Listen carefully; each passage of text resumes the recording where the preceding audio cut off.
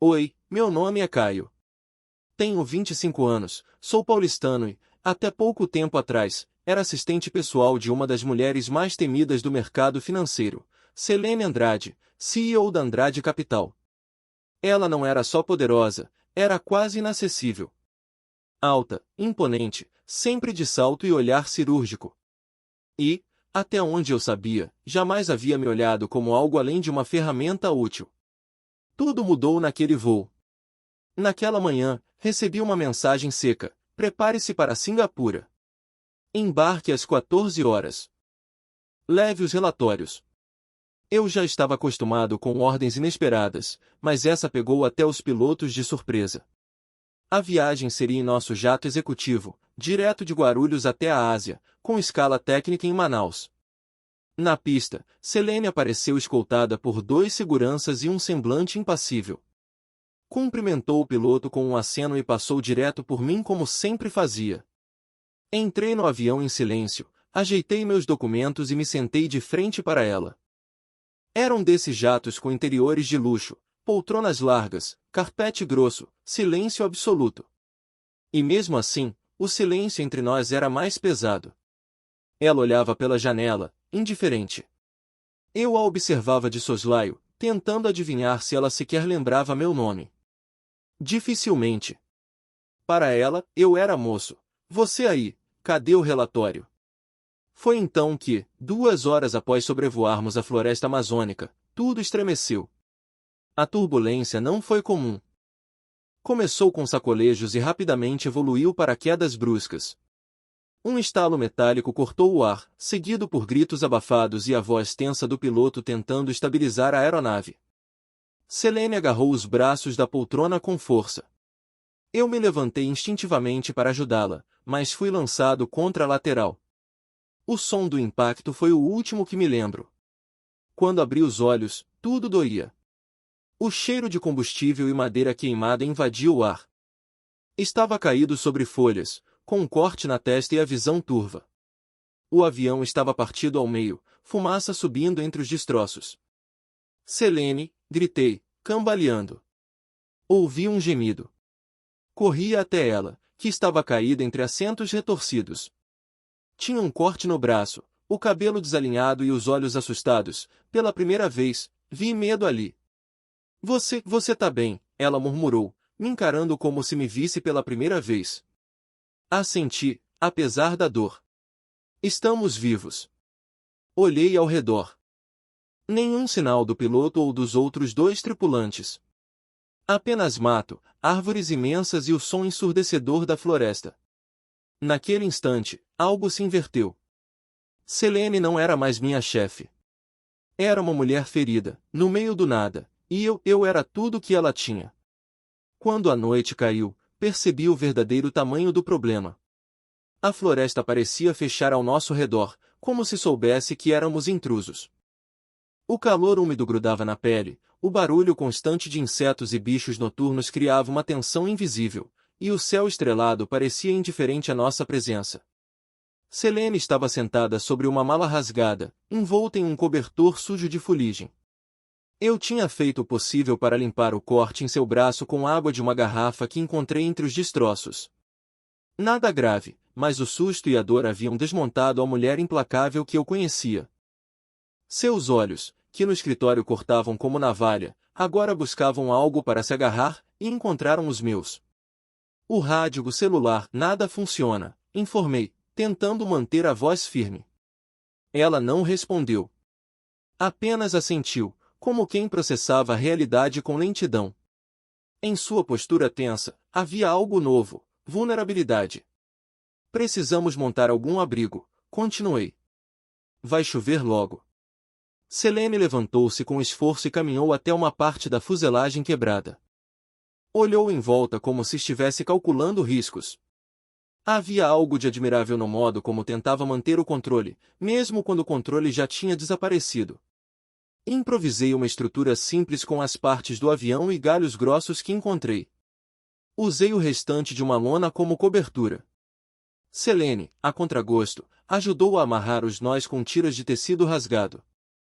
Quando terminamos, a noite já engolira quase tudo ao redor, e só restava a fogueira que conseguia acender com um isqueiro e um pouco de combustível. Você parece saber o que está fazendo, ela comentou, quebrando o silêncio. Meu pai era do interior de Minas. Cresci aprendendo umas coisas. Mas nunca pensei que um dia isso serviria para algo. Ela sorriu de leve. Um sorriso curto, tenso. Como se estivesse pedindo desculpas por estar ali. Eu não sirvo para isso. Selva, calor, improviso. Nunca me vi pequena.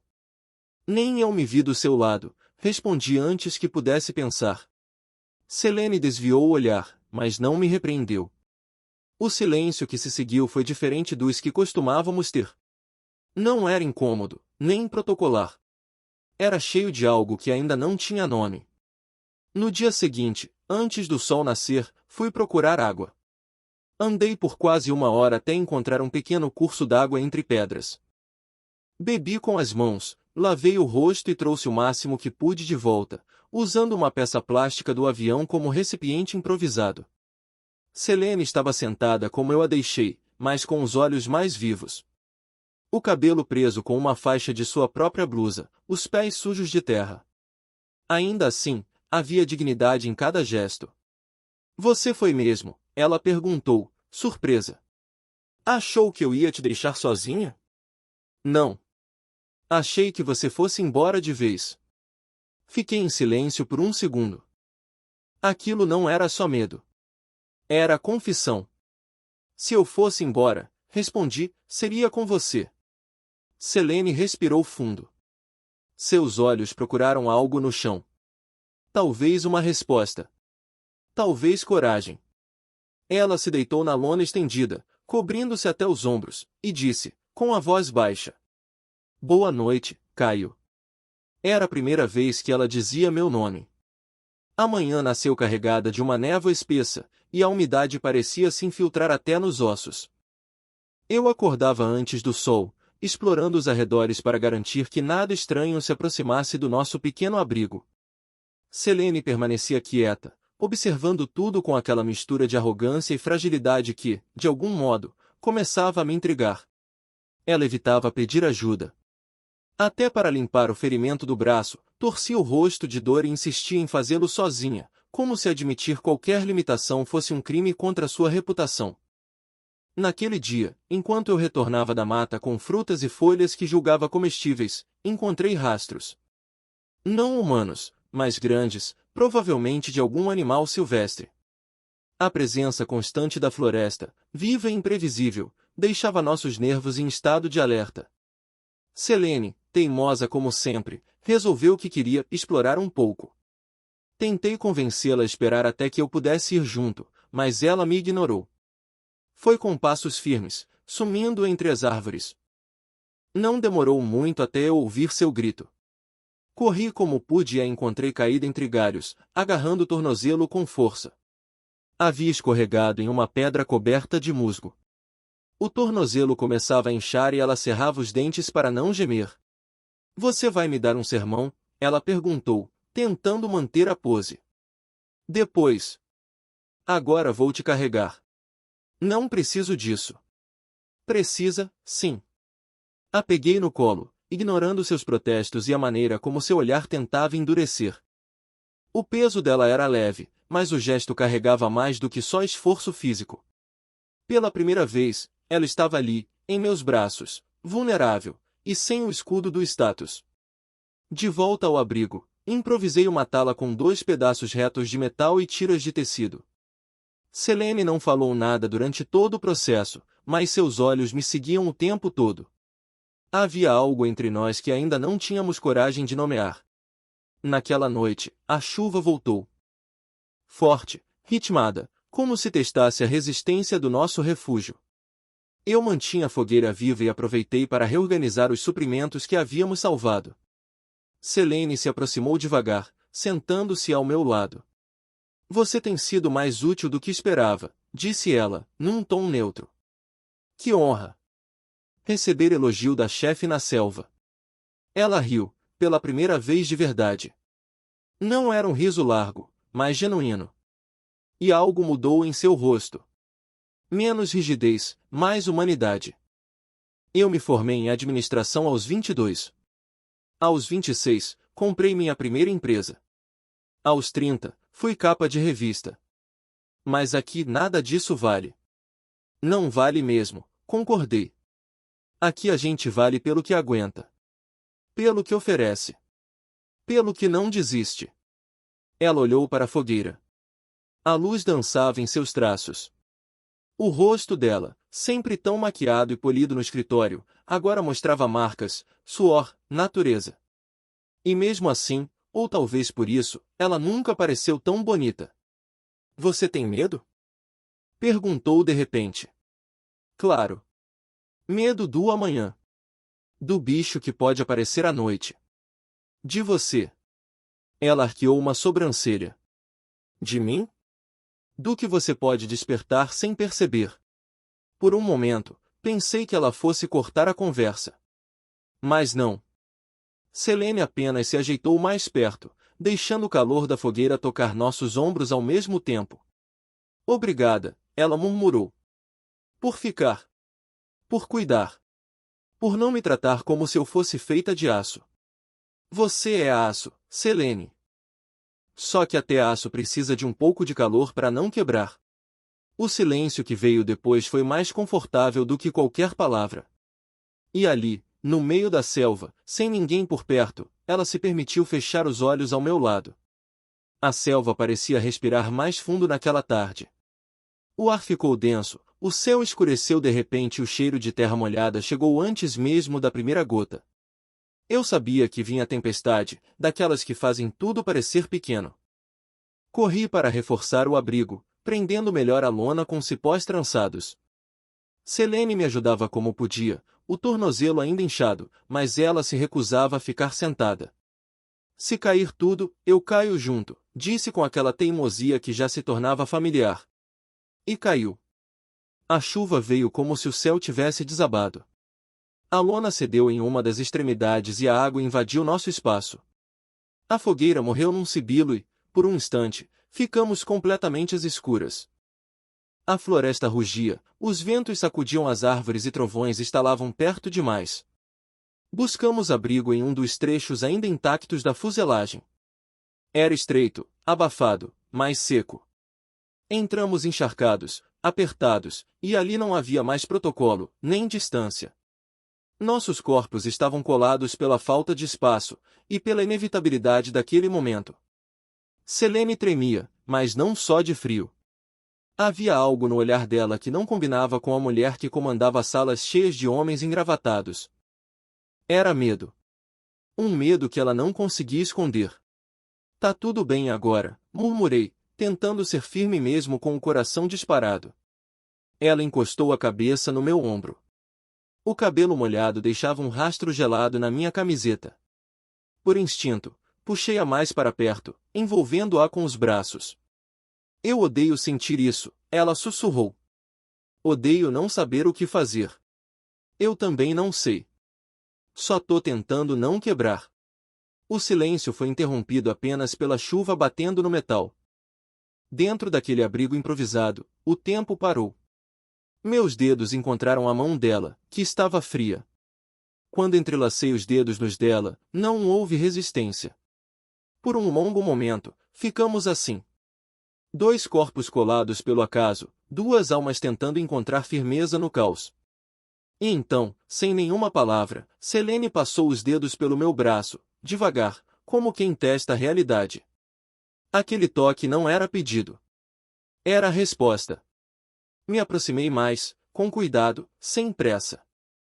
Minha mão pousou sobre o rosto dela, que se voltou na direção do meu toque com os olhos fechados. Nossos narizes se tocaram antes dos lábios, e por um segundo hesitamos. Mas não era mais questão de se, e sim de quando. Não houve pressa, nem urgência. Só a certeza muda de que ali, naquele canto esquecido do mundo, algo real nascia. A floresta ao redor rugia, mas dentro daquela fuselagem, o mundo era outro. Depois, com o corpo ainda tremendo, ela apoiou a testa no meu peito e disse: Se amanhã for o fim, pelo menos agora eu sei o que é estar viva. Não respondi. Apenas fechei os olhos e deixei que o calor dela me sustentasse. Na manhã seguinte, o mundo ainda estava molhado, mas a tempestade tinha passado. A floresta parecia suspensa em silêncio, como se respeitasse o que quer que tivesse acontecido entre nós naquela noite. Selene acordou antes de mim, sentada à porta do abrigo improvisado, os cabelos secos ao sol, o tornozelo repousando sobre uma mochila. Quando me viu, não disse nada. Mas seus olhos, antes duros, analíticos, agora pareciam buscar o meu por necessidade. Você dormiu? Perguntei, ainda com a voz rouca. Um pouco, respondeu. Foi a primeira vez em dias que me senti segura. Passamos o resto da manhã reorganizando o pouco que tínhamos. Eu aproveitei a luz para seguir até a margem do riacho novamente. A água estava mais barrenta, mas ainda potável. Lavei algumas frutas silvestres e retornei com cuidado. Quando cheguei, ela estava deitada, com a testa suada e o olhar distante. Você tá com febre, falei, já colocando a mão em sua testa. É só o calor da floresta. Não. É o seu corpo dizendo que tá sobrecarregado. Improvisei com pressas com um pano e água fresca, molhei os lábios dela aos poucos, mantive sua cabeça elevada. Foram dias difíceis. A febre ia e voltava, como uma maré teimosa. E eu fiquei ali. Às vezes segurando sua mão em silêncio, outras vezes contando histórias da minha infância que ela ouvia entre devaneios. Ela falava pouco. Mas, quando falava, dizia coisas que jamais imaginei ouvir daquela mulher. Revelou que morava sozinha há anos. Que o poder tinha um preço. Que havia momentos em que se sentia uma impostora, mesmo sendo a mais capaz da sala. Você sabe que eu sempre te vi como só mais um nome no crachá, né? Ela disse certa noite, com a voz fraca. Eu sei. Mas agora, você é o que me âncora. A febre cedeu devagar. Quando Selene voltou a se sentar, mais firme, mais presente, foi como ver outra pessoa. Não aquela que descia dos carros blindados em São Paulo, mas alguém real, carne e osso, com rachaduras visíveis. Naquela noite, não havia mais desculpas. Nem necessidade de fingir que nada existia entre nós. Fizemos um pequeno ninho com folhas secas e cobertas improvisadas. O abrigo ainda cheirava a madeira molhada, mas dentro dele o ar estava quente. Ela deitou ao meu lado sem dizer uma palavra, e seu corpo procurou o meu como se soubesse o caminho. Não houve urgência, nem promessas. Só a entrega silenciosa de quem já entendeu que, quando tudo desaba, é no toque do outro que a gente encontra chão. Selene adormeceu com a cabeça sobre meu peito. E ali, no meio da floresta, sem testemunhas nem julgamentos, eu soube, ela não era mais minha chefe. Era minha companhia. Minha conexão. Meu vínculo. Já não sabíamos quantos dias tinham se passado. O tempo na floresta se media pela intensidade da chuva, pelo estado da fogueira, pelas batidas do nosso próprio coração. Eu e Selene já nos movíamos em sintonia, um gesto meu era entendido por ela antes mesmo de virar palavra. A febre tinha ido embora, mas deixado marcas. Selene, agora, me ouvia. Não só por necessidade, mas por escolha. Nossa rotina era primitiva e íntima, dividir o pouco que tínhamos, cuidar um do outro, conversar à luz da fogueira, dormir lado a lado como se aquilo fosse tudo o que sempre precisávamos. E foi num desses dias calmos, após uma manhã clara e quase silenciosa, que tive a ideia. Peguei um dos painéis metálicos do avião, agora quase todo consumido pela floresta, e o posicionei em uma clareira próxima. Usei pedras para mantê-lo fixo e limpei a superfície com folhas largas até deixá-la brilhando. O sol bateu forte, refletindo o brilho como um espelho gigante voltado para o céu. Vai funcionar? Ela perguntou, ao meu lado. Se tiver alguém procurando, pode ser que sim. E se não tiver, a gente tenta amanhã de novo. Selene tocou meu ombro com leveza. Um gesto simples, mas que carregava o peso de tudo que já havíamos vivido ali. No dia seguinte, ouvi o som. Era fraco, distante, mas inconfundível. Corri para a clareira. Um avião pequeno cruzava o céu, baixo, lento. Peguei um pedaço de metal e o sacudi como louco, saltando, gritando. Por um momento, ele parecia não ver. Mas então, girou. Uma curva lenta, deliberada. Comecei a chorar. Corri de volta para o abrigo. Selene! Eles viram! Eles viram a gente! Ela se levantou rápido, mancando ainda um pouco, e me abraçou com força. Riu e chorou ao mesmo tempo. A gente vai sair daqui, disse ela. Você fez isso. Na tarde seguinte, foi o som de hélices que nos acordou. O helicóptero pousou alguns metros à frente, entre a mata amassada. Homens uniformizados vieram ao nosso encontro. Nos examinaram, nos cobriram com mantas, falaram rápido no rádio. Fomos levados juntos. Selene segurava minha mão com força, como se temesse que tudo aquilo fosse um sonho. Mas voltar foi mais cruel do que eu esperava. No hospital de Manaus, a imprensa já nos esperava. Manchetes, câmeras, perguntas gritando nossos nomes.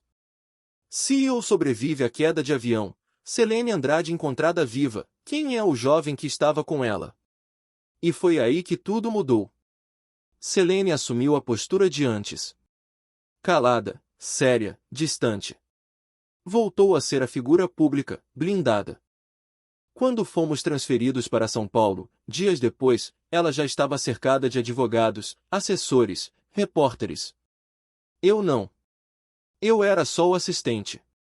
Fui chamado ao escritório da Andrade Capital uma semana depois. Um envelope. Um cheque. E um contrato de sigilo. É melhor assim, disse ela, sem me encarar. Você realmente acredita nisso? Ela hesitou. Mas apenas disse. Obrigada por tudo. E saiu. Eu saí do prédio com o mundo pesando nos ombros. A floresta tinha nos unido. A cidade nos separava com a frieza de sempre. E o pior é que ela não era mais só minha chefe. Mas agora parecia não querer mais ser nada. Depois que saí do prédio da Andrade Capital com o envelope nas mãos, fiz exatamente o que tinha prometido a mim mesmo que faria um dia: sumi. Deixei São Paulo, apaguei redes sociais, troquei de número, dispensei o cheque. Aluguei um pequeno chalé em Gonçalves, no sul de Minas, uma cidade onde o tempo anda devagar e ninguém faz perguntas demais. Passei a viver de pequenos trabalhos e do pouco que guardei. Simples, invisível, em paz. Mas a paz tem um preço: o silêncio. Toda noite, quando o vento batia nas janelas de madeira e a lareira crepitava baixinho, era com ela que eu sonhava. Não com a CEO imponente, nem com a mulher vulnerável da selva. Sonhava com os momentos entre esses dois extremos, quando Selene era apenas Selene. Foram quase 2 meses assim. Até que, numa tarde nublada, alguém bateu na porta. Um som hesitante, quase tímido. Abri sem esperar nada. Era ela. Sozinha, sem seguranças, sem maquiagem, sem pressa. Usava um casaco de lã cinza e cachecol azul, os olhos escondidos sob olheiras profundas, mas ainda brilhando. Parecia menor do que eu lembrava, mas talvez fosse só o peso da dúvida que ela carregava. Oi, Caio, disse. Você achou que eu não fosse abrir? Eu não sabia se devia ter vindo. Ficamos nos encarando por longos segundos. O tempo suficiente para que tudo que não foi dito naquela sala de despedida em São Paulo voltasse com força. Quer entrar? Perguntei, abrindo mais a porta. Ela assentiu e cruzou a soleira com o cuidado de quem pisa num lugar sagrado. Sentou-se à mesa da cozinha, encarando a chaleira no fogão. Eu precisei fugir também, começou. Mas a diferença é que fugi de mim mesma. Silêncio. Eu tive medo, Caio. De mim, de você, do que significava tudo aquilo. A gente saiu da selva, mas eu continuei tentando sobreviver. E parte de mim achava que te afastar era uma forma de te proteger. Mas eu só fiz doer mais. Sentei à frente dela, com as mãos cruzadas, o coração acelerado. Você não confiou em mim, falei. Preferiu a imagem ao invés da verdade. Eu sei. E por isso estou aqui agora. Não tenho mais desculpas. Selene tirou do bolso um pequeno envelope, não de dinheiro, mas com algumas fotos nossas. Amassadas, sujas, tiradas por um dos socorristas. Em uma delas, eu a carregava no colo, ainda na floresta. Em outra, estávamos sentados lado a lado, com os rostos encostados, sem perceber a câmera. Não posso prometer estabilidade. Nem que vou saber como lidar com isso diante do mundo, ela disse, com a voz embargada. Mas posso prometer presença. Verdade. E disposição para tentar. Respirei fundo. Eu não quero um papel assinado. Nem planos de longo prazo. Só quero que você fique. Se for por escolha. Ela sentiu, sem sorrir, mas com os olhos marejados. Estendeu a mão por cima da mesa.